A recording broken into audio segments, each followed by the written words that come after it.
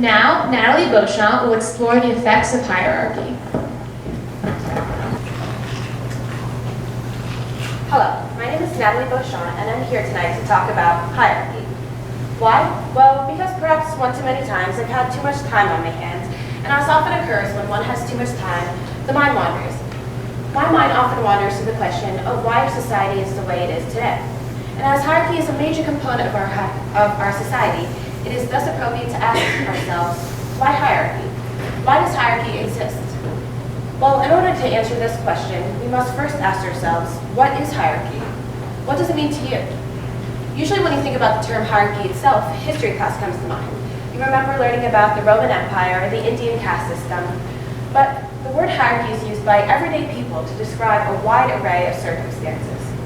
This must indicate that hierarchy is very broad, much broader than our history class teaches us.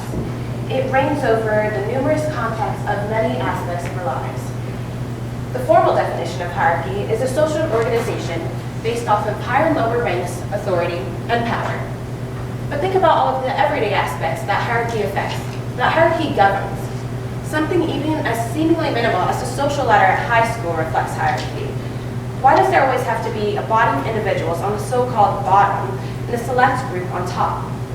When one thinks further, hierarchy is everywhere. It governs the body of the Catholic Church, from the Pope to the bishops, to the cardinals, to the priests, to the deacons, all the way down to the laity. It governs the body of the U.S. military, from generals to privates. It governs our society, from the wealthy to the poor, the royal to the common. But again, why? Why do humans seem to naturally form themselves into ranks? Well, we can settle on the answer that historians provide to us, which stretches all the way back to the first traces of civilization. The explanation, according to Liv Science, goes as follows. Hierarchy involves authority, and systems of authority develop due to surplus. This is why the first hunter-gatherer communities were egalitarian. Everyone had an equal share of resources, and more importantly, power. However, when people began to compete for resources such as tools, food, water, or materials, there would inevitably be one individual or a few individuals who are more proficient and efficient in doing so. And in these hunter-gatherer communities, these proficient individuals would influence others to follow their leadership by offering them a share of their bounty of materials. Thus, it is the beginning of hierarchy. Now, this is a plausible explanation, but it does not necessarily completely answer the question of hierarchy. It doesn't delve into why humans become competitive rather than continuing to share resources equally among individuals. In addition, think on an even broader scale. Hierarchy reaches far beyond just the human race. One can witness its presence among all types of creatures. For example, within the animal kingdom, the food chain, predators prevail over prey, and prey constantly heed to predators.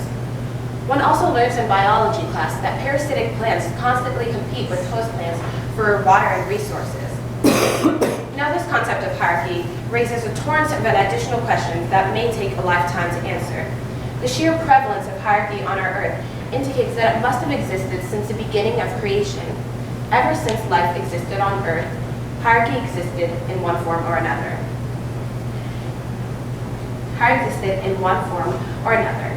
Now, this brings us to the question whether it is simply a characteristic of nature itself that living creatures compete with one another and that certain individuals inevitably prevail over others.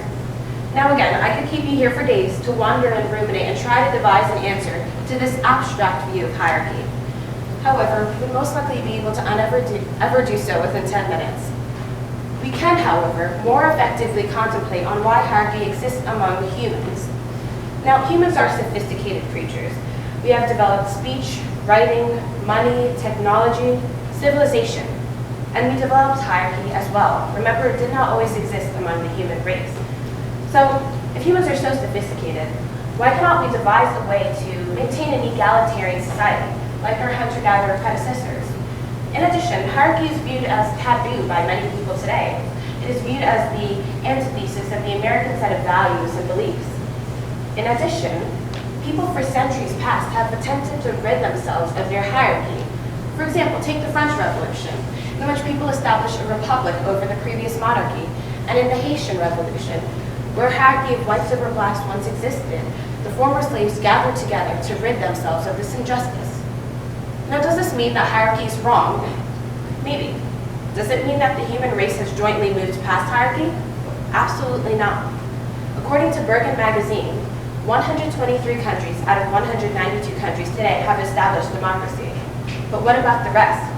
And in addition, one cannot deny that hierarchy undoubtedly exists even among our outright democratic nation, whether it be economically, social, or even governmentally.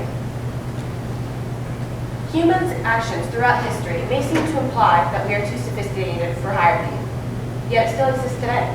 Hierarchy is alive and well. So, if humans are so sophisticated, there's no doubt that humans are sophisticated, as shown by the countless other number of milestones and developments we have achieved. So if humans are the only creatures sophisticated enough to potentially overcome nature's inclination towards hierarchy, and we have made it part of our declarations and constitutions to do so, why does hierarchy still exist? Why don't we truly and completely devise a way to get rid of hierarchy, to share resources equally?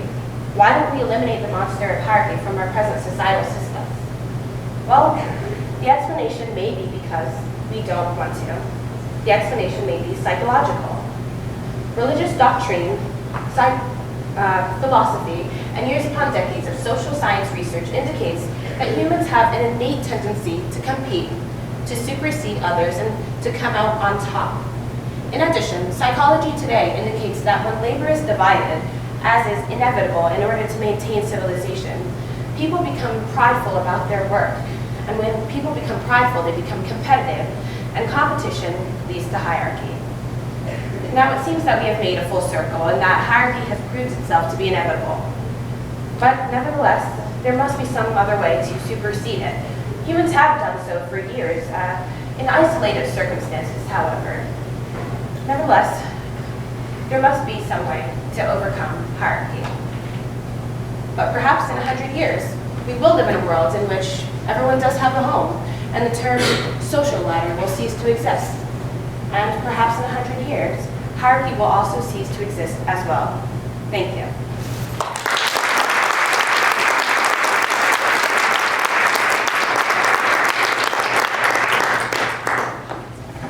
Thank you, Natalie.